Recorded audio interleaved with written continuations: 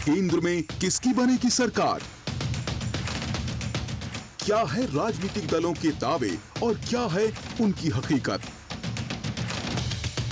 हर राज्य की चुनावी खबर और जनता के मुद्दे, होगा चुनाव से जुड़ी हर खबर का अपडेट। देश के कोने कोने में मौजूद हमारे संवाददाताओं से देखिए जनादेश हर शाम 7 बजे सिर्फ डीडी न्यूज पर।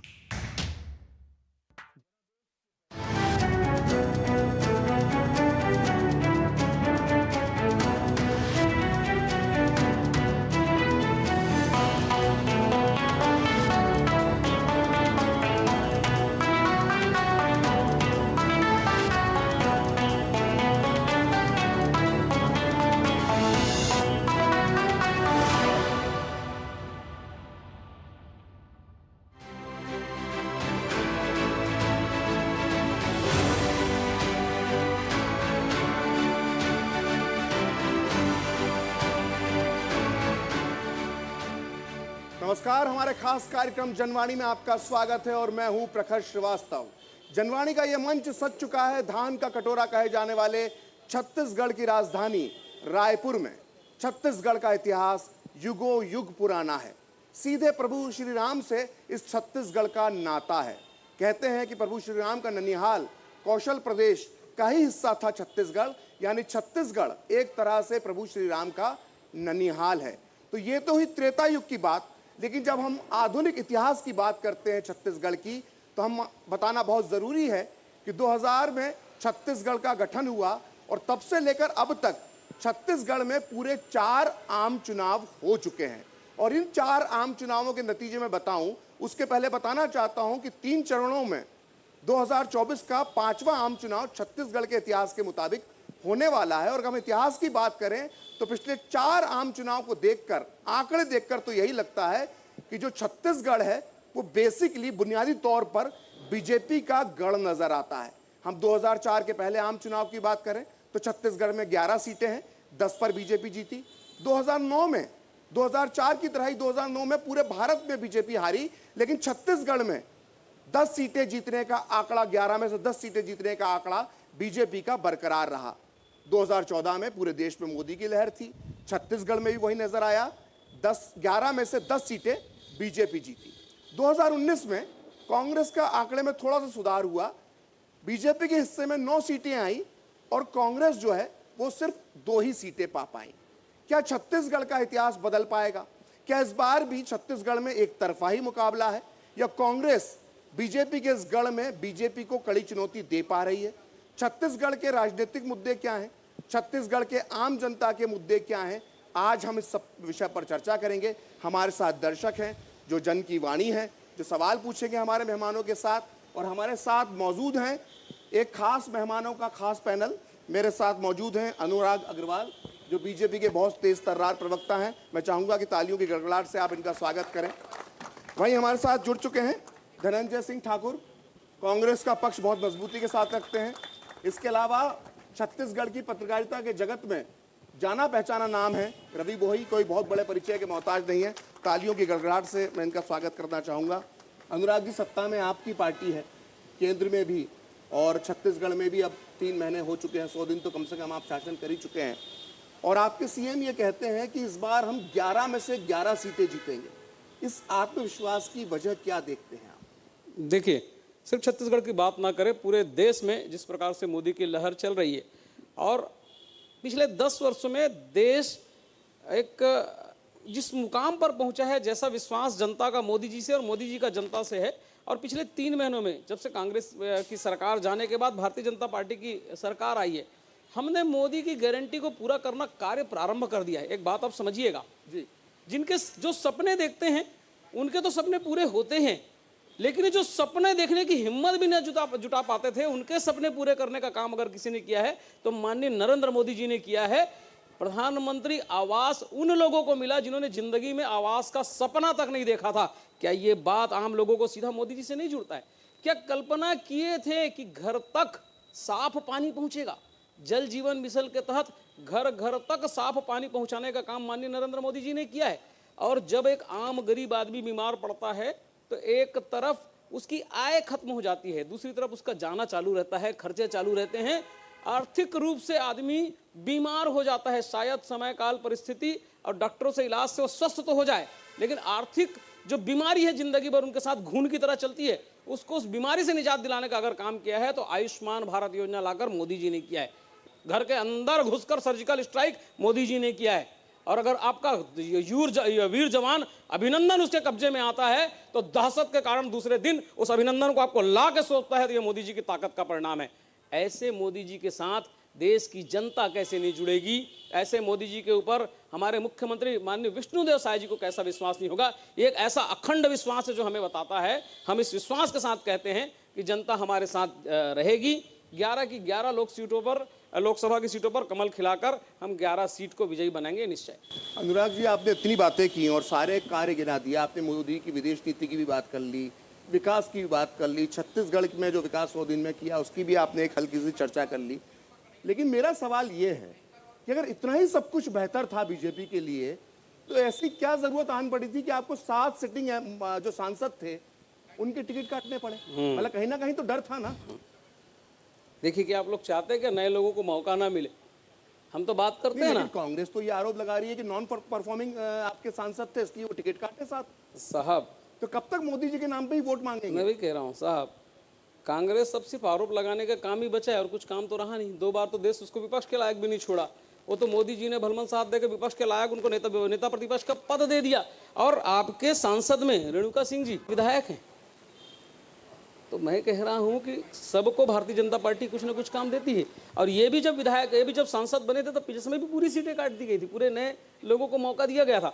तो भारतीय जनता पार्टी में मैं कहता हूं बार बार, हमारे यहाँ 2 बार आपके यहाँ इतने परिवर्तन हुए, 2019 में भी चेहरे बदले, 2024 में भी चेहरे बदले, तो ऐसे नेताओं को क्यों नहीं आप टिकट देते जो परफॉर्मिंग हो, जिनके टिकट ना बदलने पड़े? मैं तो कह रहा हूँ ना साहब कि यहाँ तो कैडर काम सकता है, यहाँ व्यक्ति नहीं व्यवस्था महत्वपूर्ण है। व्यवस्था यह है कि भारतीय जनता पार्टी माननीय दीनदयाल जी के एकात्म मानव और अंत्योदय के सिद्धांत पर चलती है। आखिरी व्यक्ति तक शासन की योजनाओं का लाभ पहुंचे, ये कार्य जो करता है वो भारतीय जनता पार्टी का कार्यकर्ता होता है। ये जो कार्य करता है वो मोदी जी का कार्यकर्ता होता है। फिर व्यक्ति नहीं, चेहरा कोई भी हो, काम तो सिर्फ और सिर्फ मोदी जी और कमल फूल का नाम लेकर चलता है। ठीक। धनंजय जी, आपने सुना बीजेपी ने अपने देवतुल्य कार्यकर्ताओं की बात करी। कल मेरी बीजेपी के एक नेता से बात हो रही थी, छत्तीसगढ़ के वो नेता हैं, और उन्होंने मजाक में बात कही मुझसे कि इस बार चुनाव में मजा नहीं आ रहा। मैंने क्यों मजा नहीं आ रहा? तो बोले इस बार तो कांग्रेस मैदान में ही नहीं है, कार्यकर्ताओं में उनके जोश ही नहीं है। और मैं भी अभी कुछ छत्तीसगढ़ के इलाकों में घूमा तो मुझे भी ये नजर आया कि वो जो जोश कांग्रेस के अंदर था, जो 2018 के विधानसभा चुनावों में दिखाई दिया था, वो कहीं ना कहीं नदारत है। सीट पहले डिक्लेयर नहीं करी कांग्रेस ने, अब कार्यकर्ताओं में जोश दिखाई नहीं दे रहा, तो कैसे चुनाव लड़ेंगे?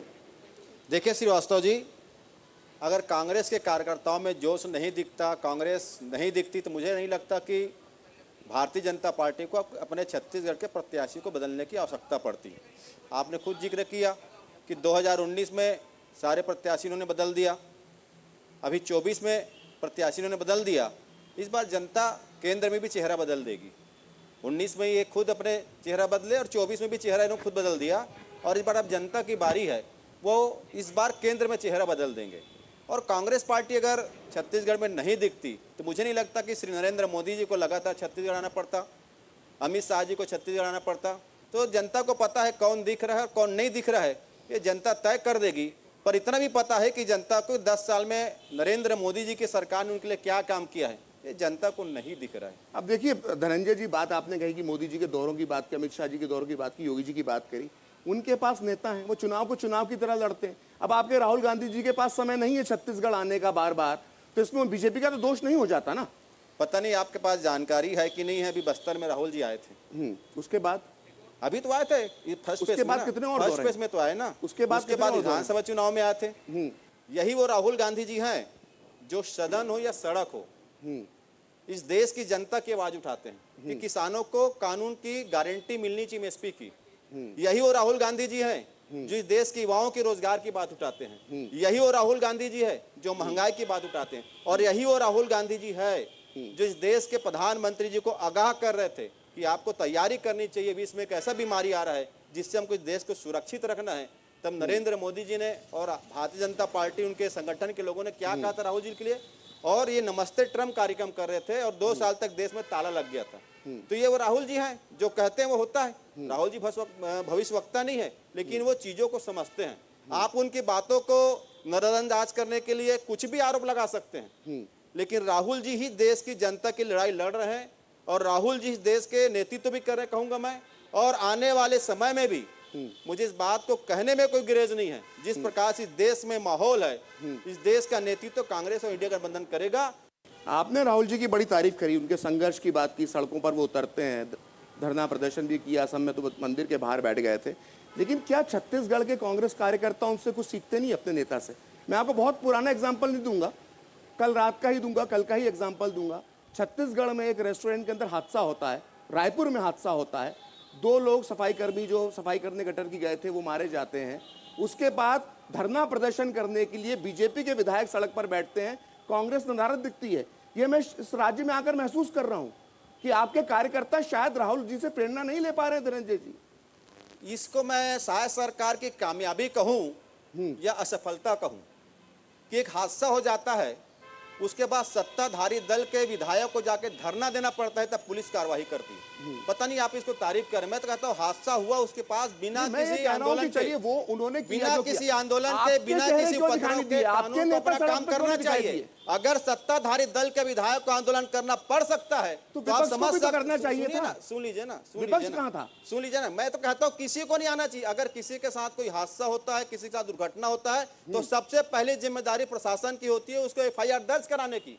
अगर शायद सरकार में अपने विधायक को धरना देना पड़ रहा है, तो मान सकते हैं कि इस प्रदेश में कैसी लचर कानून व्यवस्था है, पुलिस किसी के साथ काम नहीं करी है। पहली बात, कल कवर्धा गए थे गृह मंत्री जी विजय शर्मा जी, कवर्धा में उनका जो हेलीकॉप्टर था जो उपयुक्त स्थान पर उतरना था, शायद वहां नहीं उतर पाया। उसके बाद वो मोटरसाइकिल से गए, तो पत्रकारों ने उनसे सवाल पूछा कि आपके सुरक्षा दस्ता कहाँ है? क्या कहते हैं आपको पता है गृह मंत्री जी, मुझे कवर्धा में सुरक्षा की आवश्यकता नहीं पड़ती, मैं कवर्धा में सुरक्षित हूँ। इस बयान से क्या निकलता है कि क्या कवर्धा के बाहर सारे जिला सुरक्षित है? कवर्धा के बाहर गृह मंत्री जी को दूसरे जिले जाने में डर लगता है, भय महसूस होता है, सुरक्षा की जरूरत पड़ती है? तो आप समझ सकते हैं कि क्या स्थिति होगा। एक और सिटिंग MLA जो सत्ताधारी दल है वो धरना दे रहे FIR के लिए, दूसरी ओर गृह मंत्री कहते हैं सिर्फ कवर्धा में सुरक्षित हूं।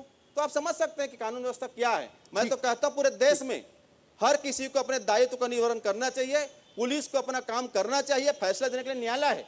क्यों आंदोलन करना पड़ा? ये तारीफ की बात नहीं है, ये सरकार की विफलता है। ये अनुराग जी, मैं एक बात कहता हूं कि शायद मेरे बहुत अच्छे मित्र को ये नहीं मालूम है कि भी आचार संहिता लगी है, और अगर हम कल घोषणा कर देते तो यही चिल्लाते कि देख रहे हो बांट रहे हैं, आचार संहिता लगी है, आचार संहिता का उल्लंघन कर रहे हैं, आचार से आपके सरकार नहीं समझ रही। और मुझे ये लगता है अगर यही दायित्व का निर्वहन आप अभी 5 साल कर लिए रहते तो 5 साल पहले प्रचंड बहुमत से जुड़ी हुई कांग्रेस की सरकार को विपक्ष में इसे बेस्तरफ के बेगाबरू होकर नहीं जाना पड़ता। इस छत्तीसगढ़ की जनता के पैसे को लूट लूट के आप लगातार अपने आकाओं का घर भरते रहे। कोल में अवैध आय का जरिया आपने बनाया। ऐसा कौन सा जेब है जिसको आपने पैसे के लिए छोड़ा हो? आपके जब मुख्यमंत्री सचिवालय तक बात पहुंच गई तो अपने अधिकारियों को जांच कराने के बजाय उसके पक्ष में आप जाके खड़े हो जाते हैं। 2 IAS जेल पे हैं, शायद मेरे ख्याल से 15 महीने से ऊपर हो गई, जमानत नहीं मिली है। आपके मुख्यमंत्री के ऊपर FIR है। कानून व्यवस्था की तो ये हालत थी कि नक्सली कहते थे हमारी सरकार है, ये तो भारतीय जनता पार्टी की सरकार है कि 30 दिन के अंदर 84 नक्सलियों को उनके घर में घुस कर मारा गया है। उनको उनकी हैसियत दिखाई गई है, उनको बताया गया है कि अगर देश में रहना है तो देश के लोकतंत्र का पालन करना पड़ेगा, बंदूक की गोली से लोकतंत्र नहीं निकलेगा। लोकतंत्र का पालन करिए, आपको लोकतंत्र का पालन करना सिखा दिया जाएगा। शायद ये देश के इतिहास में, छत्तीसगढ़ के इतिहास में पहली बार हुआ होगा कि पहले दौर का पूरा चुनाव हो गया और एक भी नक्सली हिंसा नहीं हुई। ये किसके कार्यकाल में हुआ? ये माननीय विष्णुदेव साय जी के कार्यकाल में हुआ। साहब, अगर आप प्रदेश का पैसा बचा देते, प्रदेश का पैसा अगर प्रदेश की जनता के लिए लगाते तो शायद ये हस्र नहीं होता। ये जरा सीख अपने भूपेश बघेल को दे देना था, ये सीख अपने मोहम्मद अकबर जी को दे देना था। उसी कवर्धा में मोहम्मद अकबर जी 300 गाड़ियों का काफिला लेके गए। कितना दुर्भाग्यजनक बात है कि राज्य बनने के बाद 14 साल जो छत्तीसगढ़ शांति की धरा कहलाती थी, वहां पे धर्म के नाम पे दंगे हुए, धर्म के नाम पे कर्फ्यू लगा। उसी के बाजू बीरनपुर में एक व्यक्ति को वर्ग विशेष का आदमी हत्या कर देते हैं, वो व्यक्ति न्याय के लिए अपने उसी क्षेत्र के विधायक जो मंत्री उसके पास जाते हैं, उस समय का तात्कालिक गृह मंत्री उसके बाजू क्षेत्र में रहते हैं, वो देखने तक नहीं जाते हैं। और इस प्रदेश की जनता ने बताया है कि कैसे गरीब आदमी की हाय से सरकार निपट जाती है। जिस व्यक्ति की हत्या होती है उसके पिताजी, जिसके पास घर का खाने का पैसा नहीं था, वो अपनी 10 लाख रुपए ठुकराता है, उसको अपनी बेटे की सरकारी नौकरी ठुकराता है, और वो जाके जब सदन में बैठता है विधायक बन के, तो अपने बेटे के न्याय के लिए सीबीआई जांच की मांग करता है। और भारतीय जनता पार्टी की विष्णुदेव की सरकार जी सीबीआई जांच की मांग स्वीकार करती है। ये भारतीय जनता पार्टी की सरकार है। साहब जवाब दूं मैं? बिल्कुल, मैं हल्के सवाल मैं एक आपसे पूछना चाहूंगा, जो मुद्दा उठाया, इन्हीं की बात को मैं आगे बढ़ा रहा हूं। धनंजय जी, नक्सलवाद की जो बात की, जब मैं भी कुछ दिनों, अभी 2-3 दिन पहले बस्तर में था, और मैं बहुत इंटीरियर तक बस्तर में गया, और मैंने वहाँ पर जो लोगों से बात की, और मैं बिल्कुल निष्पक्ष बात बता रहा हूँ, जो मेरी बातचीत हुई, लोगों का ये कहना था जो पिछली सरकार थी, यानी भूपेश बघेल की सरकार थी, यानी कांग्रेस की जो सरकार थी, वो उसका रवैया जो था वो नक्सलवाद के प्रति, नक्सलियों को कुचलने के प्रति नरम था। और हम जब देख रहे हैं कि जब 29 नक्सलियों का इनकाउंटर होता है, उसके बाद जो भूपेश बघेल का बयान आता है, सुप्रिया श्रीनेत आकर रायपुर में नक्सलियों को शहीद बताती हैं, तो आपको लगता नहीं इससे कांग्रेस पार्टी को नुकसान होता है? मुझे ऐसा लगता है कि अगर नक्सल मामले हम बात कर रहे हैं जी, तो सारे सरकारों को छोड़कर ना हमें उन जो सिपाही हमारे जवान जो शहीद हुए हैं ना नक्सली मुठभेड़ में, उनके कामों को हमको नज़रअंदाज नहीं करना चाहिए। ठीक है, आप शाह जी की तारीफ कीजिए, नरेंद्र मोदी तारीफ कीजिए, आप कह रहे हैं कि 3 महीने में नक्सलवाद पे हमला हुआ है, 3 महीने में नक्सले पे, तो मतलब इसके पहले जो हमारे जवान जो शहीद हुए थे, क्या उनको आप नकार देंगे? ये भारतीय जनता पार्टी उन शहीद परिवारों का अपमान कर रही है। हमारे वो जवान जो नक्सलियों को गोली मार रहे थे, मुठभेड़ में जो जिनकी शहादत हुई है, ये उनका अपमान कर रहे हैं। अरे आप एक व्यक्ति के तारीफ के लिए हमारे सेना, सिपाही और पुलिस के कामों को हम नकार देंगे? कांग्रेस पे आरोप लगाने के लिए आप उनके कामों को नकार देंगे? मैं इसी प्रदेश की बात करता हूं, इसी प्रदेश की। जब राज्य निर्माण हुआ तो दक्षिण बस्तर के 2 विकासखंड में नक्सलवाद था। 15 साल तक भारतीय जनता पार्टी की सरकार थी, 15 जिले नक्सल प्रभावित हो गए। तत्कालीन मुख्यमंत्री डॉक्टर रमन सिंह का गृह जिला कवर्धा, वो भी नक्सल प्रभाव की चपेट में आ गया। किसकी सरकार थी 15 साल तक? इन 15 सालों में बस्तर के आदिवासी हो चाहे नक्सल प्रभावित क्षेत्र के आदिवासी हो, भारतीय जनता पार्टी की सरकार ने उन निर्दोष आदिवासियों को नक्सली बताकर जेल में बंद किया था। हमारी सरकार में आयोग बनता है, आयोग उसको बाहर करता है। दूसरी बात मेरा सवाल जो था उससे बच रहे हैं। मेरा सवाल जो भूपेश बघेल जी का बयान है, उसी पे आ रहा हूं, श्रीनेत जी का बयान है, ठीक है, मैं उसी पे आ रहा हूं। दूसरी बात, मैं सबसे बड़ी बात करता हूं, बीते 5 वर्ष में मुख्यमंत्री थे भूपेश बघेल जी, नक्सल क्षेत्र में जाते थे, कैंप करते थे, जनता संवाद स्थापित करते थे। और जब हमने विश्वास, विकास और सुरक्षा की नीति पे काम किया ना, तो माननीय गृह मंत्री अमित शाह जी, उनका गृह मंत्रालय कहता है कि छत्तीसगढ़ में बीते 5 वर्ष में नक्सली घटनाओं में 80% की कमी आई है। मैं नहीं कह रहा हूं, मैं कांग्रेसी हूं, ठीक है, गृह मंत्री जी का विभाग तो कांग्रेसी नहीं है। और कोंडागांव जिला जो अति संवेदनशील नक्सल प्रभावित क्षेत्र था, केंद्र सरकार के गृह मंत्रालय उसको अति संवेदनशील नक्सल प्रभावित क्षेत्र से बाहर कर देते हैं। ये मैं नहीं कह रहा हूं।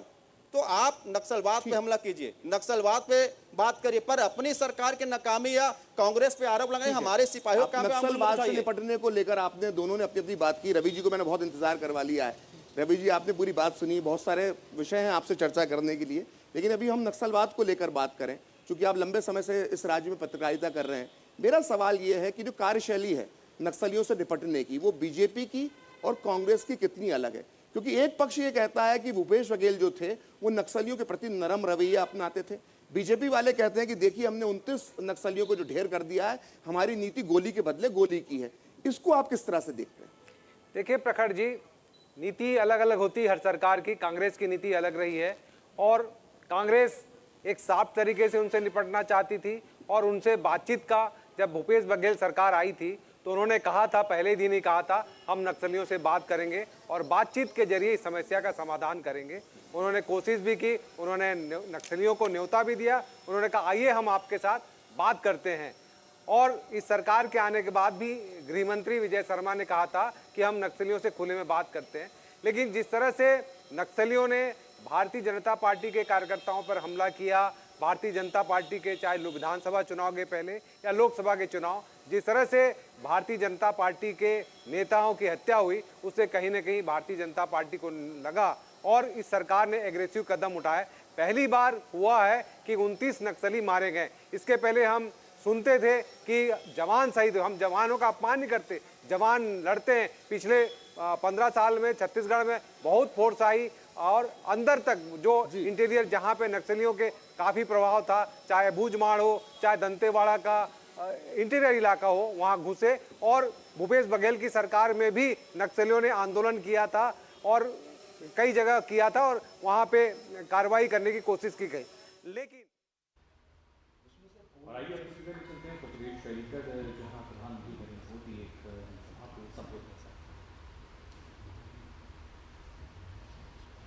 मत जाना, तुरंत पुलिस को जानकारी देना, ये आए दिन सूचना दी जाती थी। एयरपोर्ट पे जाओ तो इसका अनाउंसमेंट होता था, रेलवे स्टेशन पर जाओ उसका अनाउंसमेंट होता था, बस स्टेशन पर जाओ अनाउंसमेंट होता था कि लावारिस चीजों को हाथ में लगाओ। इन मेरे फर्स्ट टाइम वोटर है ना, तब बहुत छोटे थे, उनको मालूम नहीं होगा। ये सरकार लगातार बोलती थी, सूचना देती थी। क्यों? क्योंकि इन लावारिस चीजों में बम रखे जाते थे और कोई निर्दोष व्यक्ति उसको हाथ लगाता था, वो मौत के घाट उतर जाता था। भाइयों बहनों, ये मोदी योगी का कमाल है, ये सारा बंद हो गया। हुआ कि नहीं हुआ? शांति मिली कि नहीं मिली? और जब शांति मिलती है तो सुरक्षा मिलती है तो विकास होता है कि नहीं होता है? पहले आर्टिकल 370 के नाम पर जम्मू कश्मीर में अलगाववादी शान से जीते थे और हमारे फौजियों पर पत्थर चलाते थे। अब इन सब पर फुल स्टॉप लग गया कि नहीं लग गया? लग गया कि नहीं लग गया? पहले अलीगढ़ में भी आए दिन कर्फ्यू लगता था। अगल बगल के लोगों को अलीगढ़ आना है तो फोन करके पूछते थे, भाई शांति है ना, मैं आऊं तो चलेगा ना? शादी की तारीख तय करनी हो तो पूछते थे, यार कहीं दंगा हो जाए, ऐसे इलाके में शादी नहीं करेंगे, कहीं और करेंगे। ये हाल था कि नहीं था? ये गया कि नहीं गया? ये योगी जी ने करके दिया है आपको। साथियों, दंगे, हत्या, गैंग वॉर, फिरौती, ये सब तो सपा सरकार का ट्रेडमार्क ही था। यही उनकी पहचान थी और उनकी राजनीति भी उसी से चलती थी। एक समय था जब हमारी बहन बेटियां घर से बाहर निकल नहीं पाती थी। योगी जी की सरकार में अपराधियों की हिम्मत नहीं है कि वो नागरिकों का अमन चैन बिगाड़े। साथियों, कांग्रेस, सपा जैसी पार्टियों ने हमेशा तुष्टीकरण की राजनीति की और मुसलमानों के राजनीतिक, सामाजिक, आर्थिक उत्थान के लिए कभी कुछ नहीं किया।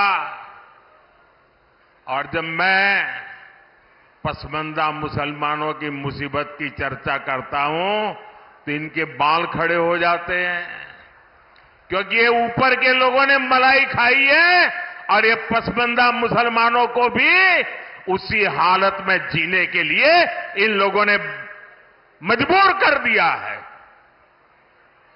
साथियों, इसी क्षेत्र में 3 तलाक से पीड़ित कितनी ही बेटियों का जीवन तबाह हो गया था। और सिर्फ बेटियों का नहीं, और 3 तलाक के कारण मुसीबत में आई उस बेटी, उसके पिता, भाई, परिवार सब परेशान हो जाते थे। अब मोदी ने 3 तलाक के खिलाफ कानून बनाकर उनका जीवन भी सुरक्षित किया है।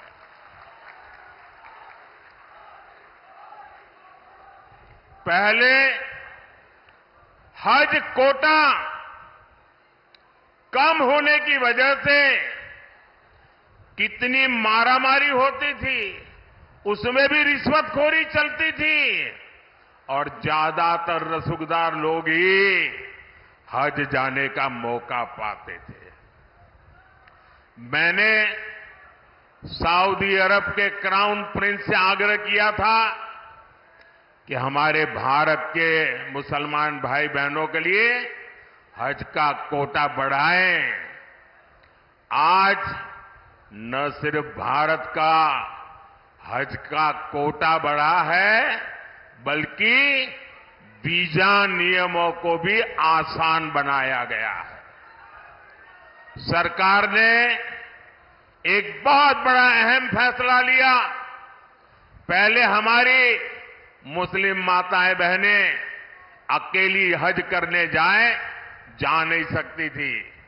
सरकार ने महिलाओं को बिना महरम हज जाने की अनुमति भी दी और मुझे हजारों ऐसी बहनें आशीर्वाद दे रही है जिनका हज जाने का सपना पूरा हुआ। साथियों, कांग्रेस, सपा जैसी भ्रष्ट पार्टियों ने आपके परेशानियों को उनकी कभी परवाह नहीं की। गरीब को पैसे देकर भी पूरा राशन नहीं मिलता था, बिचौलिए ही लूट लेते थे। आज अलीगढ़ और हाथरस के लाखों साथियों को मुफ्त राशन मिल रहा है। इतना ही नहीं, पूरा राशन मिल रहा है। अलीगढ़ और हाथरस के लाखों परिवारों को आयुष्मान भारत योजना के तहत मुफ्त इलाज की सुविधा भी मिली है। तो प्रधानमंत्री नरेंद्र मोदी उत्तर प्रदेश के अलीगढ़ में इस जनसभा को यहां संबोधित कर रहे थे और उन्होंने कहा कि पहले प्रदेश में किस तरह की अनियमितताएं थी और सुरक्षा व्यवस्था थी वो किसी से छिपी नहीं है, लेकिन अब जो प्रदेश में न सिर्फ सुरक्षा व्यवस्था बेहतर हो चली है बल्कि शांति व्यवस्था भी कायम है। अब आइए वापस लौटते हैं हमारे अपने कार्यक्रम जनवाणी में। आप लोगों ने अपनी बात कह ली है, बीच में कुछ हम दर्शकों के जो सवाल हैं वो ले लेते। कांग्रेस सरकार ने बोला है कि उनकी सरकार आने पर सालाना महिलाओं को 1 लाख दिया जाएगा, तो ये कैसे होगा और इसका प्रोसेस क्या होगा? महिलाओं की चिंता कांग्रेस पार्टी ने की है और जब हम इस योजना की बात करते हैं हम तो इस तार पर जाना होगा कि हम इस देश के जो महिला है, खासकर गृहिणी, जिनके हाथ से बीते 5 वर्ष में रोजगार भी छीना गया कामकाजी महिलाओं से, महंगाई से वही महिलाएं पीड़ित है, चाहे दूध हो चाहे स्वास्थ्य की अन्य सुविधाएं सारे महंगी हो चुकी है। हम एक प्लान करते हैं कि हम इस प्रदेश के महिला जो गरीब से है उनको कैसे इसमें राहत दे सकते हैं। हमने प्लान किया कि 1 लाख रुपए हम गरीब महिलाओं को देंगे, सीधे खाते में देंगे ताकि उनकी आर्थिक स्थिति मजबूत हो जाए, समस्याओं से बाहर हो जाए। और इसके लिए बहुत अच्छा प्लान हमने किया है। और भारत माता की धरती, मैं आपसे कहना चाहूँगा, भारत माता की धरती इतनी सक्षम है कि हम किसी भी को मदद करने जाएंगे तो हमारे पास कोई आर्थिक तंगी नहीं आएगी, ना ही किसी विकास योजना को रोकना पड़ेगा। इसके फुल प्रूफ प्लानिंग बनाने के बाद हमने इस योजना को लॉन्च किया है और इसको जनता का अच्छा प्रतिसाद मिल रहा है। महिलाएं भी इससे, जैसे आपने सवाल पूछा, स्वाभाविक सी बात है, महिलाएं भी इससे लेकर उत्साह है। मेरा सवाल रवि जी से, छत्तीसगढ़ के अंदर कांग्रेस एक कार्य कर रही है कि वो अभी से जो है वो महालक्ष्मी योजना के फॉर्म भरवा रही है। कुछ ऐसा ही कार्य बीजेपी ने विधानसभा चुनाव में किया था। महतारी योजना के फॉर्म पहले से भरवाना शुरू कर दिए थे, जिसका सीधा लाभ कहीं ना कहीं जो है बीजेपी को मिला। क्या अब कांग्रेस छत्तीसगढ़ में जो बीजेपी का अस्त्र था उसी अस्त्र से बीजेपी से निपटने की कोशिश कर रही है? देखिए प्रखर जी, निश्चित तौर से इस योजना को सबसे पहले भारतीय जनता पार्टी में लॉन्च किया, महतारी वंदन योजना का। उसको रिस्पांस मिला। उस रिस्पांस को देखते हुए कहीं ना कहीं ये हम कह सकते हैं कि कांग्रेस ने भी उसी तरह से गए। लेकिन पहले इसमें बाजी मार ली भारतीय जनता पार्टी ने और महिलाओं को अभी 2 किस्त मिल चुका और जब रायपुर में मतदान होगा 7 मई को तीसरी किस्त पे मिल जाएगी। तो इसको देखते हुए कांग्रेस ने भी महतारी के उसमें महालक्ष्मी नारी योजना लाई और उसमें प्रति माह 8,500 रुपए देने की बात की। तो ऐसा 1 लाख रुपए हर साल देंगे। तो इसका रिस्पांस तो मिल रहा है। कांग्रेस महिलाओं से फॉर्म भी भरवा रही है, महिलाएं आकर्षित भी हो रही हैं। तो ये एक गेम चेंजर मान रही है इसको कांग्रेस। तो निश्चित तौर से जिस तरह से विधानसभा चुनाव में भारतीय जनता पार्टी को महतारी वंदन योजना का लाभ मिला, वही उसका श्रेय कांग्रेस लेना चाहती है। ठीक है रवि जी और बाकी मेहमानों से मैं कहना चाहता हूं कि वक्त एक ब्रेक का हो रहा है और ब्रेक के बाद इस जनवाणी में जो हम चर्चा करेंगे वो हम चर्चा करेंगे भ्रष्टाचार के मुद्दे की, क्योंकि छत्तीसगढ़ के अंदर भ्रष्टाचार का मुद्दा जो है वो एक बड़ा चुनावी मुद्दा है। फिलहाल लेते हैं एक छोटा सा ब्रेक।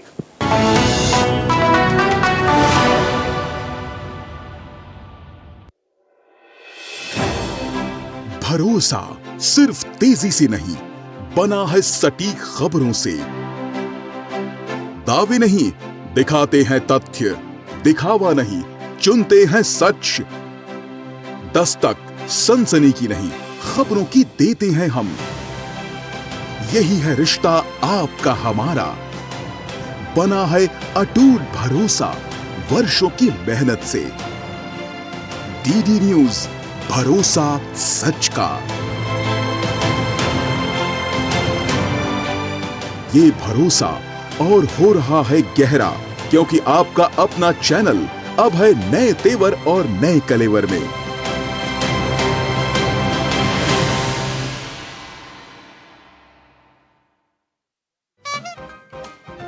चुनाव का मौसम, सियासत के रंग, नेताओं के बयान, और अब हम पुरानी जगह पर आ गए हैं। अब सब दिन के लिए हम आ गए हैं, अब चिंता मत करिए। ये तो चचा भतीजे का नूरा कुश्ती हमेशा चलता आ रहा है। आज हम रेलवे टिकट नहीं खरीद सकते। जनता के सवाल, कांग्रेस साथ दिखाए सबको कि चोर चोर मुसेरे भाई। सियासी हलकों में राजनीतिक घमासान, फिर उठे रफ को मनाना आसान है, आजम खां को मनाना मुश्किल है। कंफ्यूजन ही कंफ्यूजन है, सॉल्यूशन का पता नहीं। चुनाव का मौसम हो और राजनीतिक चकल्लस ना हो, ऐसा हो ही नहीं सकता। देखिए चुनावी चकल्लस सोमवार, बुधवार व शुक्रवार शाम 7:30 बजे सिर्फ डीडी न्यूज पर।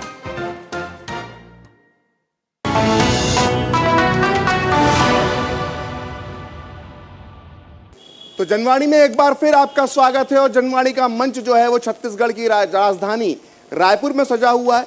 हमने ब्रेक से पहले बात की नक्सलवाद की समस्या पे, हमने कांग्रेस और बीजेपी के कार्यकर्ताओं के जोश की बात की, लेकिन अब हम एक महत्वपूर्ण विषय पर चर्चा करने वाले हैं, वो भ्रष्टाचार का मुद्दा है। क्योंकि छत्तीसगढ़ में भ्रष्टाचार का मुद्दा बहुत हावी है। बीजेपी के जो केंद्रीय नेतृत्व के नेता जब रैली करते हैं तो यहाँ पर बार बार छत्तीसगढ़ में पिछली सरकार में हुए भ्रष्टाचार का मुद्दा उठाते हैं। इसलिए मैं इसे लेकर जो सवाल की शुरुआत है वो धनंजय जी के साथ करना चाहूँगा, जो कांग्रेस के प्रवक्ता हैं। धनंजय जी, चाहे वो अमित शाह जी आए, चाहे वो राजनाथ सिंह जी भी आए, सभी ने आकर यहाँ पर भ्रष्टाचार के मुद्दे को उठाया। अमित शाह जी ने तो ये तक कहा कि पूर्व मुख्यमंत्री भूपेश बघेल ने तो भगवान के नाम तक को नहीं छोड़ा, यानी उनका इशारा महादेव घोटाले की तरफ था। तो क्या लगता है कि अभी भी भ्रष्टाचार के जो आरोप आपकी सरकार पर लगे थे, भूपेश बघेल की सरकार पर लगे थे, क्या उसका खामियाजा कांग्रेस को भुगतना पड़ सकता है? क्योंकि 4 महीने पहले के नतीजों में तो हमने देख लिया कि छत्तीसगढ़ में क्या हुआ था। हेमंत शर्मा, महाराष्ट्र के कई नेता और भी कई राज्यों के नेता, अरे मोदी जी ने तो कहा था भाई ये भ्रष्टाचारी हैं, ये घोटालेबाज हैं। आज कहाँ है सब? कहाँ है सब भाई? उनको तो जेल में जाना चाहिए, तो भाजपा में है। चिंतामणि महाराज लोकसभा चुनाव के पहले और विधानसभा चुनाव के पहले वो कांग्रेस में थे, और उस पे नरेंद्र मोदी जी ने उन पे भी बड़े बड़े आरोप लगाए ना। 6 लाख लिए, 5 लाख लिए, 10 लाख लिए, और चिंतामणि महाराज जी गए भारतीय जनता पार्टी में और चिंता से मुक्त हो गए। आज वो भारतीय जनता पार्टी ने जिसे भ्रष्टाचारी कहा, जिसको स्कैम कहा, जिसको घोटालेबाज कहा, आज नरेंद्र मोदी जी अभी आएंगे उनके चुनाव के प्रचार करने के लिए। मेरे कहने का मतलब ये है कि भारतीय जनता पार्टी जो है भ्रष्टाचार के सिर्फ आरोप लगाकर विपक्षी दल के नेताओं का चरित्र हनन करती है। आप देखेंगे कोर्ट में जाके ईडी का मामला खत्म हो जाता है और आप पूछेंगे कि जमानत क्यों नहीं मिल रहा है इनको, ये सवाल आ सकता है, इसका जवाब पहले देता हूं। क्योंकि जिस प्रकार से ईडी के लॉ में चेंज किया गया है, पहले ये होता था जिस पे आरोप लगता था वो आरोपी न्यायालय जाता था, न्यायालय में उसकी बात होती उसको जमानत मिल जाता था। अब ईडी में क्या हो गया है, जिस पे आरोप लगा वो जेल गया, जब तक मामला खत्म नहीं होगा जमानत नहीं मिलेगा, कोर्ट की मजबूरी है। तो ये बात समझ लीजिएगा, ये भ्रष्टाचार के जो आरोप लगाते हैं, अगर वो भाजपा में चले जाए तो भाजपा के लिए वो शिष्टाचार, और फिर मोदी जी, शाह जी, जेपी नड्डा जी हार माला बनाते हैं, उनके लिए बी फॉर्म तैयार करते हैं, अनुराग भाई उनके लिए चुनाव प्रचार में जाएंगे। तो मैं कहने का तात्पर्य है जी, आप मुद्दों से आप नहीं लड़ सकते किसी से, या किसी काम से आप नहीं लड़ सकते ना, बेहतर तरीका है कि आप चरित्र हनन उसका कर दीजिए। मैं हालांकि ये चीज़ मुझे नहीं बोलना चाहिए, पर कई हमारे बुजुर्ग कहते हैं, कई हमारे बुद्धिमानों ने बताया है, कई महात्माओं ने बताया है कि मर्यादा पुरुषोत्तम श्री राम जी के ऊपर भी आरोप लगा गए, उससे वो दुखी हो गए। मैं उसके बारे में ज़्यादा नहीं जानता, सुना हूँ, उसको अन्यथा मत दीजिएगा। तो ये समझ लीजिएगा, आप मुझ पर आरोप लगा देंगे किसी प्रकार का तो मेरा चरित्र हनन हो जाएगा, जनता में वही चीज़ें फ्लैश होगी, जनता मेन मुद्दों से भटक जाएगी और उस पर फिर बात होगी। मैं कहना चाहता हूँ, अगर किसी पे आपने आरोप लगाया, आपने जांच क्या किया, क्या जांच में पारदर्शिता रही? आपने शराब स्कैम की बात कही, आप, मैं इस बोलने में मुझे गुरेज नहीं है, आपने कहा गोबर खरीदी में घोटाला हुआ, आपने यहाँ पे जो CGPSC जरिए एग्जाम हुआ उस पर आपने घोटाले की बात कही, आपने ढेर सारे आरोप लगाए। 3 महीने में आपने क्या किया? आप गोठान जिसमें 2 रुपए किलो में गोबर खरीदी होती थी, जिसमें गौ माता का संरक्षण होता था, प्रदेश के महिला स्व सहायता समूह उस योजना से जुड़कर जो पैसा कमाती थी, उस गोठान को आपने बंद कर दिया। उस गोठान बंद करने का नतीजा यह है कि यहाँ गौ तस्करी बढ़ गई। शराब में आपने भ्रष्टाचार का आरोप लगाया, आपने शराब दुकान क्यों बंद नहीं किया? शराब के दाम आपने बढ़ा दिया, शराब में कमाई का टारगेट आपने बढ़ा दिया। तो आप आरोप जिस पे लगाते हैं उस पर खुद काम करते हैं, जो जनता के कल्याणकारी योजना है उसको आप बंद कर देते हैं। मैं तो कह रहा हूं अभी फिर मोदी जी और शाह जी, योगी जी आएंगे, फिर आरोप लगाएंगे, क्योंकि उनके पास अपनी उपलब्धि बताने को नहीं है। 10 करोड़ की सड़क को केंद्र की सरकार, CAG की रिपोर्ट है, आप भी बेहतर समझते हैं, CAG को 250 करोड़ बना रही है। अयोध्या के मामले में अयोध्या डेवलपमेंट का भी भ्रष्टाचार CAG ने उजागर किया। आयुष्मान भारत योजना जिसमें 9 लाख से अधिक फर्जी रजिस्ट्रेशन 3-4 VIP नंबर से हो जाते हैं, ढेर सारी चीजें जनता तक पहुंचनी चाहिए, जनता तक पहुंच भी नहीं पा रही। छत्तीसगढ़ भी आएंगे मोदी जी, सारे जनता का, तो फिर हम पे आरोप लगाएंगे और हम उनके आरोप से बेचैन नहीं होंगे, हम अपनी योजनाओं को बताएंगे और उनकी नाकामी को बताएंगे। ठीक है, मेरा सवाल यह है कि जनता ने अपना मैंडेट दे दिया। अगर भूपेश बघेल सरकार पर भ्रष्टाचार के आरोप लगे थे तो 2023 में छत्तीसगढ़ की जनता ने उस पर अपना फैसला दे दिया। अब आपके पास मुद्दे होना चाहिए कि पिछले 100 दिन में आपने क्या कार्य किया। आप फिर से वही कैसेट को रिवर्स करके जो है वो फिर से वही चल रहा है। हमने साफ कहा, हमने प्रण किया था, हमने अपने संकल्प पत्र में कहा था, मोदी की गारंटी में हमने कहा था कि हम अपने घर में बाद में जाएंगे, पहले 18 लाख गरीब आदमियों को उनका आवास देंगे। वो आवास जिसमें प्रधानमंत्री शब्द जुड़ा होने के कारण भूपेश बघेल ने नहीं दिया। भले वही भूपेश बघेल गांधी परिवार के नाम पे करोड़ों जमीन, करोड़ों इमारतें, करोड़ों सड़कें बनाते रहा, वो आवास हमने दिया। हमने कहा था 25 दिसंबर को 2 साल का बकाया बोनस देंगे, हमने 2 साल का बकाया बोनस दिया। हमने कहा था महतारी वंदन के तहत प्रत्येक महिला को प्रतिमाह 1000, साल का 12,000 देंगे। चुनाव शुरू होने के पहले 1000 दे चुके, चुनाव के बीच में 1000 मिल चुका, चुनाव खत्म करने के लिए 1000 मिल जाएगा। योजना गिनाने लगे। मेरे सवाल का जवाब ये इस मंच पर गिना रहे हैं। मैं यही तो कह रहा हूं साहब, भाषण सुनता हूं तो सिर्फ भूपेश बघेल के भ्रष्टाचार की बात होती है। अरे साहब, इतना प्रताड़ित कर चुके हैं, इतना दुखी कर चुके हैं भूपेश बघेल कि मुझे लगता है वो याद दिलाते ही रहना चाहिए। जवाब दीजिएगा, बिल्कुल 2 मिनट में। फिर मैं रवि जी से बात करूंगा। ये कह रहे हैं कि प्रधानमंत्री आवास को कांग्रेस की सरकार ने रोका।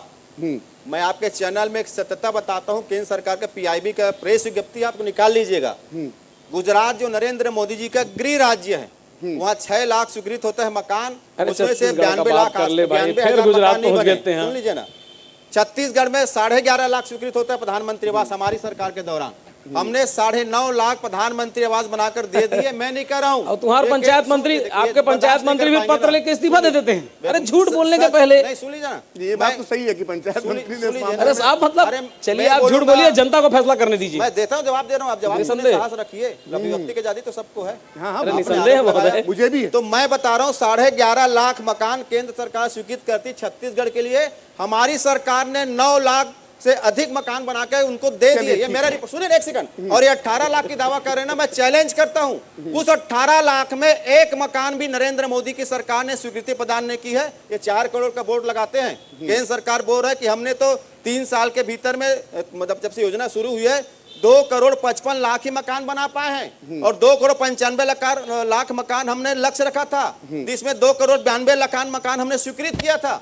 तो भाई ऐसा झूठ बोलने क्या हो सकता है आपको? ठीक है रवि जी, आपने बातें सुन ली और आप जब देख रहे हैं चुनावी मुद्दों की बात आ रही है और जितने अभी सर्वे आ रहे हैं उसमें बेरोजगारी और भ्रष्टाचार ये मुद्दे निकलकर सामने आ रहे हैं, महंगाई भी मुद्दा निकलकर सामने आ रही है, लेकिन छत्तीसगढ़ में भ्रष्टाचार को लेकर बहुत बातें हो रही हैं। आपको लगता है कि छत्तीसगढ़ में जो भ्रष्टाचार का मुद्दा है वो एक बड़ा मुद्दा बन सकता है? देखिए प्रखर जी, अभी भी जिस तरह से कार्रवाई होनी चाहिए थी भ्रष्टाचार को लेकर, चाहे पीएससी घोटाला हो, शराब का मामला हो, महादेव ऐप का मामला हो, कोल स्कैम हो, उसको लेकर जो जनता से उम्मीद, क्योंकि पीएससी घोटाला को लेकर यहाँ के जो छात्र थे या जो युवक थे वो प्रदर्शन किया था, वो छत्तीसगढ़ के इतिहास में लोग नहीं भूल सकते, वो नग्न प्रदर्शन था। तो ऐसे कई मुद्दे थे जिसमें कार्रवाई की बात है। तो अभी भी भ्रष्टाचार का मुद्दा जो एक्शन होना चाहिए था, जिसमें जो दोषी लोगों का था वो अभी होना चाहिए था, वो नहीं हुआ। इस सरकार ने, सहाय सरकार ने इस मामला को सीबीआई ईओडब्ल्यू को सौंपा है। तो भारतीय जनता पार्टी के लोग अभी भी ये मान के चल रहे हैं कि मुद्दा अभी भी लोगों के जहन में है। और मोदी जी जब बस्तर में आए थे तब उन्होंने कहा था कि भ्रष्टाचारियों को नहीं बख्शेंगे। तो अभी भी भारतीय जनता पार्टी को मान ये चल रही कि मुद्दा रहेगा और ये चुनावी इशू है। इसके अलावा उन्होंने जो मोदी गारंटी की बात की वो भी चुनावी मुद्दा, एक बड़ा मुद्दा है। और इन्होंने जो 3 महीने में किसानों को, महिलाओं को दिया, वो जनता को कहीं ना कहीं से प्रभावित कर रही है। ठीक है, अब हम जनता के सवाल कुछ ले लेते हैं। पीएससी घोटाला जब हुआ कांग्रेस सरकार के तहत में, और ये जो है उसका छानबीन जो है कांग्रेस सरकार के रहते हुए में नहीं हुआ, बल्कि ये जो है बीजेपी सरकार के कार्यकाल में अभी वर्तमान में हुआ। कुछ जो विद्यार्थी हैं जो जाते थे भूपेश सरकार जी के पास मिलने, बट वो नकार देते थे या मिल नहीं पाते थे। और इस भ्रष्टाचार से, जैसे मैं भी पीएससी का तैयारी कर रहा था लेकिन मेरा आत्मबल टूटा है, तो इस विषय में आप क्या कहेंगे? जी देखिए, मुझे ऐसा लगता है कि जो भारतीय जनता पार्टी ने एक जो छत्तीसगढ़ जो जिसको हम लोग व्यापम बोलते हैं, व्यावसायिक परीक्षा मंडल, उसके जो इमेज को जो डाउन करने का काम किया है ना, इसका बहुत नुकसान है। आपने सवाल पूछा, आपने कहा कि हमारी सरकार के दौरान जब आते थे आप तो आरोप लगाते थे। हमने कहा कि कोई भी एक लिखित शिकायत है हम उसकी जाँच कराएंगे, और उसमें किसी ने लिखित शिकायत तथ्यात्मक नहीं देने का काम किया। पहली बात, हम सरकार में अब नहीं हैं। अब तो सरकार में जो लोग हैं जिन्होंने वादा किया था इसकी जांच कराएंगे, उनसे मैं पूछना चाहता हूं 3 महीने में आपने कितना जांच किया? दूसरी बात, इसी व्यावसायिक शिक्षा मंडल से ना मैं किसी भी छात्र के, चाहे नेता का बच्चा हो, चाहे अधिकारी का बच्चा हो, या उद्योगपति का हो, या कोई भी आम छात्र हो, मैं इसकी योग्यता पर सवाल नहीं उठा रहा हूँ। जो भारतीय जनता पार्टी इस व्यावसायिक शिक्षा मंडल के कार्यकाल पर सवाल उठाती थी ना, इस सरकार बनने के बाद भाजपा सरकार के 2 बड़े नेता, मैं उन बेटियों और बेटों को धन्यवाद देता हूं, उनको बधाई देता हूं, वो वहां पे जज में सेलेक्ट हो जाते हैं। तो आप एक और किसी नेता या किसी अधिकारी के बच्चे के सिलेक्शन पे आप सवाल उठाते हैं, आप सरकार में आते हैं, आपके बच्चे सेलेक्ट हो जाते हैं। मैं चैनल में फिर रिपीट कर रहा हूं, मैं किसी बच्चे के योग्यता पर कोई प्रश्न नहीं लगा रहा हूं, मैं सिर्फ भारतीय जनता पार्टी के मंशा पर सवाल उठा रहा हूं। तो आप युवा है, पढ़े लिखे हैं, आपने बहुत अच्छे सवाल उठाया, आप पूछिए। देखिए, सबसे पहली बात तो ये है कि मेरे विद्वान प्रवक्ता मित्र को समझ में आना चाहिए कि जो सवाल उठे हैं वो लोक सेवा आयोग पीएससी के ऊपर उठे, व्यावसायिक परीक्षा मंडल पे नहीं उठे।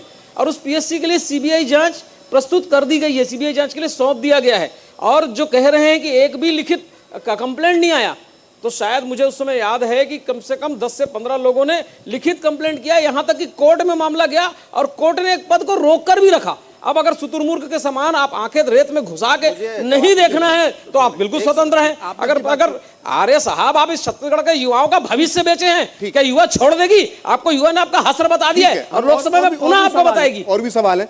छत्तीसगढ़ किसान और किसानी से जुड़ा हुआ मुद्दा हमेशा चुनाव में रहा है।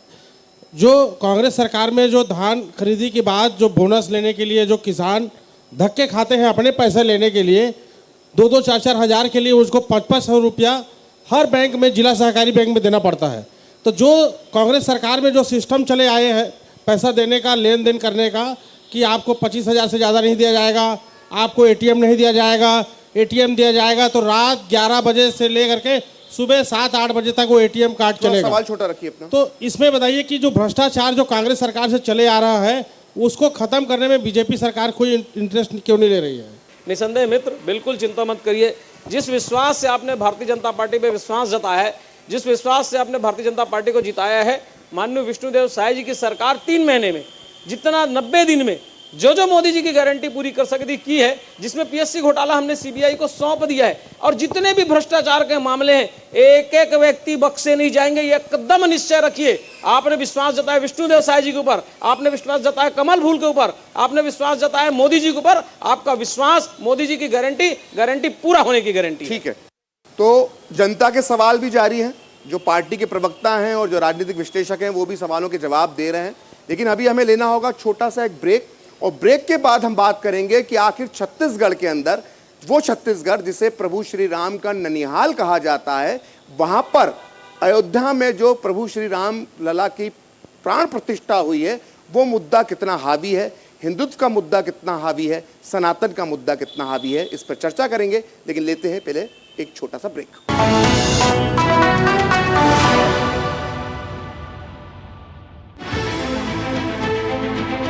सियासी बिसात पर राजनीति का गुणाभार, गठबंधन की सियासत, बदलते रिश्ते, नेताओं की बयानबाजी।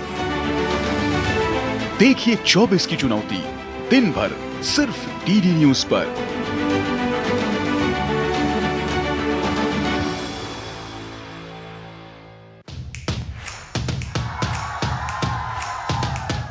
बिछ गई लोकसभा चुनाव की बिसात, बढ़ गया सियासी घमासान, केंद्र में किसकी बनेगी सरकार, क्या है राजनीतिक दलों के दावे और क्या है उनकी हकीकत। हर राज्य की चुनावी खबर और जनता के मुद्दे, होगा चुनाव से जुड़ी हर खबर का अपडेट। देश के कोने कोने में मौजूद हमारे संवाददाताओं से देखिए जनादेश हर शाम 7 बजे सिर्फ डीडी न्यूज पर।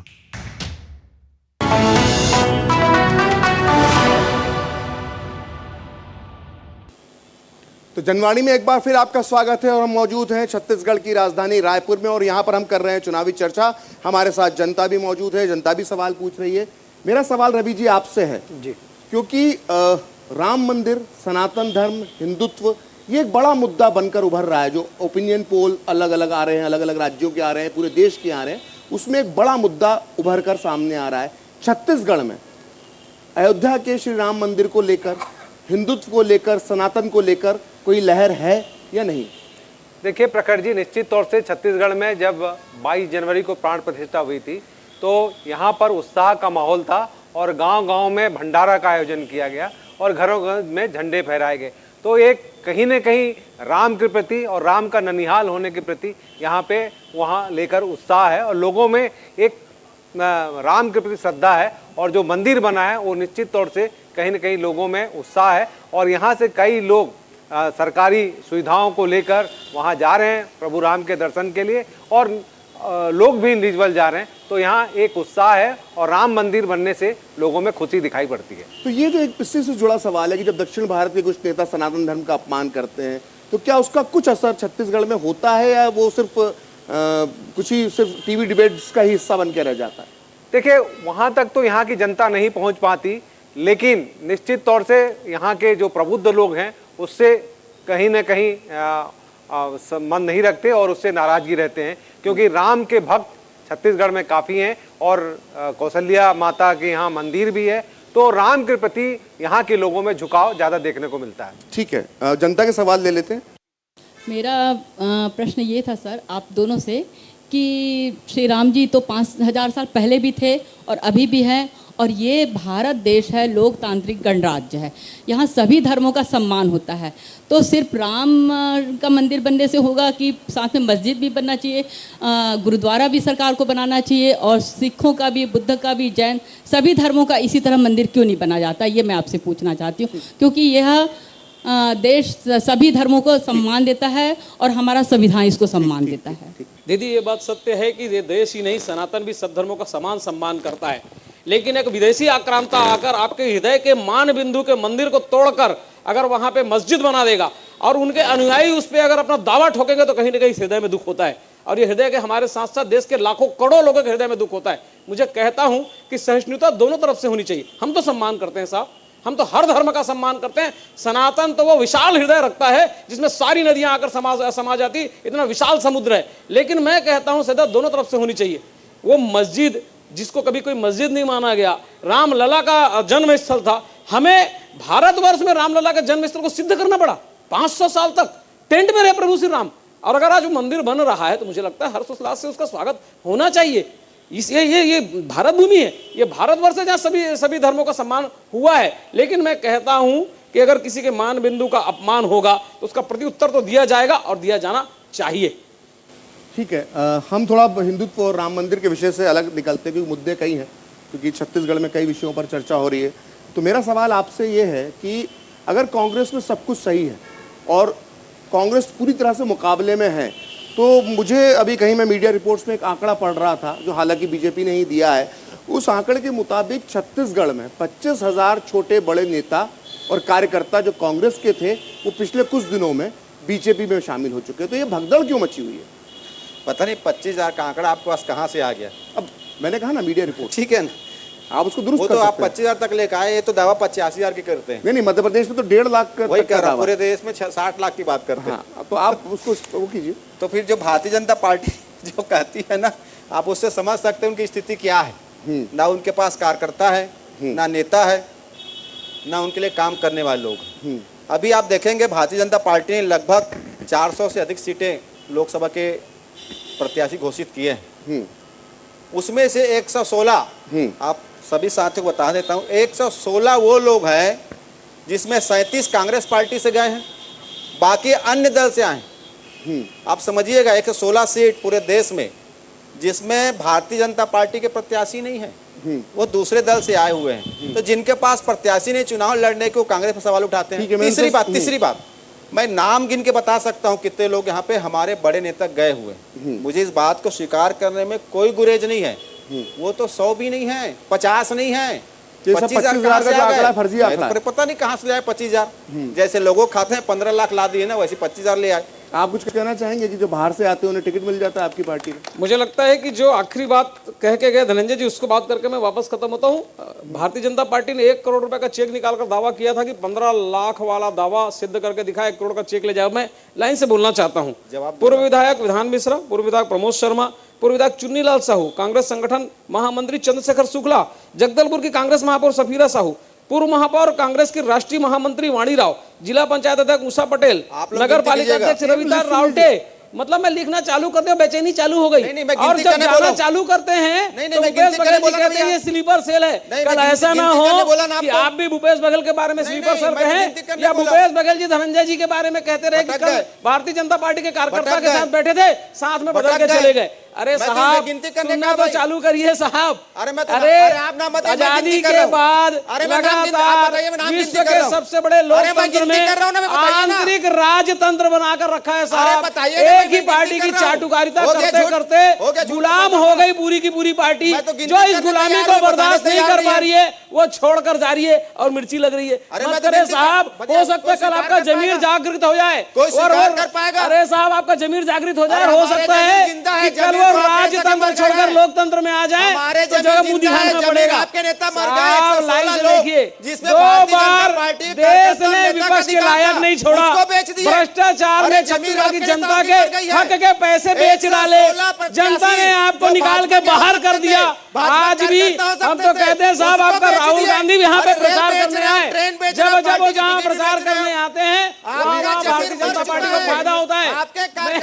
मनोरंजन का इतना अद्भुत साधन अगर देश को राहुल गांधी ने दिया है तो इसके लिए पूरा देश खुले हृदय से स्वीकार करता है। मुझे लगता है आप जैसे अयोग्य व्यक्ति को राहुल गांधी की चाटुकारिता छोड़कर किसी राष्ट्रवादी दल का आना चाहिए। आपके सारे अयोग्य हैं, 65 सीटों प्रचंड बहुमत से चुनी गई सरकार 5 साल में गले तक भ्रष्टाचार में डूब जाती है। छत्तीसगढ़ के जनता के पैसे से अपने आकाओं का घर भरती है, जनता उन्हें बेइज्जत करके निकाल देती है। अब तो मंथन करिए साहब, अब तो शर्म करिए साहब। स्वीकार किया, चलिए ठीक है। हमारे सारे मुख्यमंत्री बनते आपके जाके, आपके पूरे योग्य लोग हैं। रवि, आप लोग तो बहुत तैश में आ गए, रवि जी शांति से सुन रहे हैं। अब मुझे लगता है रवि जी उस बात का सही जवाब दे पाएंगे, क्योंकि एक चर्चा का विषय छत्तीसगढ़ में ये है जो प्रधानमंत्री मोदी पर जो हमले किए गए व्यक्तिगत बयान जो दिए गए, एक चरणदास महंत जी ने दिया, बहुत पुराने नेता हैं, गृह मंत्री रह चुके हैं, फिर लखमा जी ने एक बयान दिया, और इतिहास गवाह है, अगर नरेंद्र मोदी जी के पूरे राजनीतिक जीवन को देखें कि जब जब उन पे व्यक्तिगत हमले हुए, चाहे उन्हें मौत का सौदागर कहा गया या अन्य उनके ऊपर जब इस तरह के आरोप लगाए गए, तब तक उन्होंने उसको एक तरह से जो पत्थर फेंके गए, नरेंद्र मोदी अपने शब्दों में कहते हैं कि जब मुझे ये पत्थर फेंके जाते हैं उसको मैं फूल बना लेता हूं। और छत्तीसगढ़ में क्या कांग्रेस के नेताओं ने गलती तो नहीं कर दी व्यक्तिगत हमले करके मोदी जी पे? देखिए, जिस तरह से कांग्रेस के नेता ने बयान में कहा, चाहे चरणदास महंत हो, उसके बाद उन्होंने माफ़ी मांगा और ये कहा कि मेरे अच्छे संबंध हैं, तो उसको वो करने की कोशिश की कि गलती तो स्वीकार कर ली। और उसके बाद कवासी लखमा ने कहा, तो निश्चित तौर से ये कहीं न कहीं ये मान के चला जा रहा है, ये जो कांग्रेस नेताओं ने बयान किया वो उनको भारी पड़ गया, और इसको भारतीय जनता पार्टी ने एक मुद्दा भी बना दिया और उसको प्रचारित भी किया, और उसका जिक्र मोदी जी ने भी किया, इनडायरेक्टली किया। तो निश्चित तौर से जब तक इस तरह की बातें होती हैं तो उसका फायदा भारतीय जनता पार्टी को मिलता है, और यही कांग्रेस नेताओं को डर है और भाजपा को भी ये लग रहा है कि इस मुद्दे का फायदा उनको मिलेगा। तो जनवाणी में जो हमारा समय था वो यही इतना ही समय था। आप तीनों मेहमानों का बहुत बहुत धन्यवाद। तो मैं चाहूँगा कि ताली बजाकर अब हमारे मेहमानों का जो है वो आप धन्यवाद आप लोग भी करें, आप लोगों ने इतनी अच्छी सार्थक चर्चा सुनी। तो फिलहाल जनवाणी के इस अंक में इतना ही। अगले अंक में एक नए शहर, एक नए राज्य में होगी मुलाकात। देखते रहिए डीडी न्यूज़।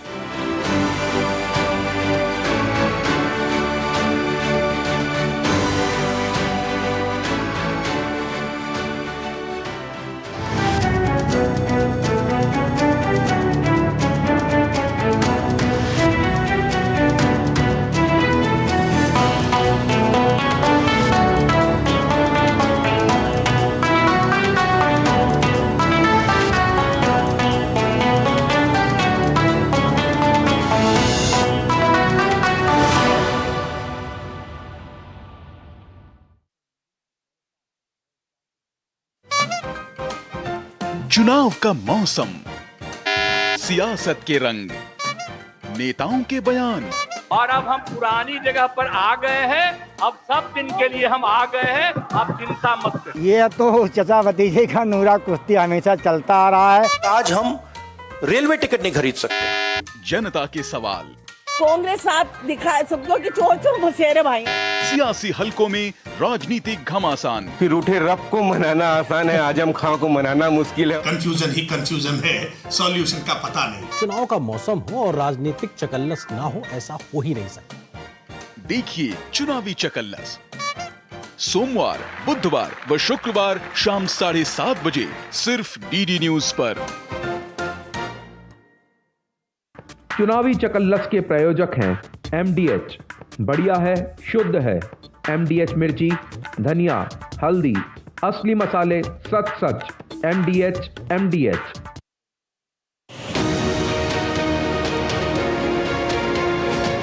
आ गया लोकतंत्र का महापर्व। क्या है देश का मूड, क्या है लोगों के सवाल, क्या है नेताओं की दावों की हकीकत, कितना बदला है भारत। हम आ चुके हैं जम्मू और कश्मीर। पकड़नी जनता की नब्ज, डीडी न्यूज पहुंच रहा है गांव-गांव, शहर-शहर, जानने आपके दिल की बात। जो काम करेगा उसको तो पब्लिक वोट देगी ही। तो युवा के नाते आप सोचेंगे कि किसको वोट दे, किस पार्टी को वोट दे। आइए हम जरा चलते हैं लोगों के बीच, किसानों के बीच, और जानते हैं सच्चाई है क्या। चुनाव की जमीनी हकीकत का सुपर शो क्या बोले भारत, हर शाम 6 बजे सिर्फ डीडी न्यूज पर। क्या बोले भारत के प्रायोजक हैं MDH, बढ़िया है, शुद्ध है। MDH मिर्ची, धनिया, हल्दी, असली मसाले, सच सच। MDH। 28 राज्य, 8 केंद्र शासित प्रदेश, एक आम चुनाव, तैयार हो रहा है देश। जम्मू कश्मीर से तमिलनाडु तक, गुजरात से अरुणाचल तक, जानिए हर राज्य की राजनीति का क्या होगा लोकसभा चुनाव पर असर। आम चुनाव 2024 राज्य नीति, सोमवार से शुक्रवार शाम 6:30 बजे सिर्फ डीडी न्यूज पर। राज्य नीति आम चुनाव 2024 के प्रायोजक हैं MDH, बढ़िया है, शुद्ध है। MDH मिर्ची, धनिया, हल्दी, असली मसाले, सच सच। MDH।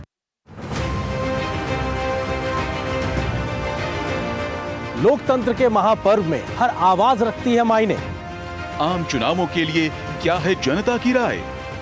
कांग्रेस जीतती भी है तो उनका प्रधानमंत्री का चेहरा कौन सा होगा? क्या है उनके मुद्दे? आज भी साधारण जनता का सबसे ज्यादा पैसा शिक्षा में, स्वास्थ्य में और न्याय में खर्चा होता है। जानने के लिए DD न्यूज पहुंच रहा है देश के हर राज्य में। 2024 में क्या बड़ी चुनौतियां आपको दिखाई दे रही हैं? जनवाणी बनेगा देश की आवाज का मंच, क्योंकि यहाँ मुकाबला बहुत दिलचस्प हो गया है। होगी तीखी बहस, दीवार खोल के क्या दरवाजे बंद कर दिए आपने इनके लिए? होंगे नेताओं से हर सवाल जो बनाएंगे देश का भविष्य। देखिए जनवाणी सिर्फ DD न्यूज पर।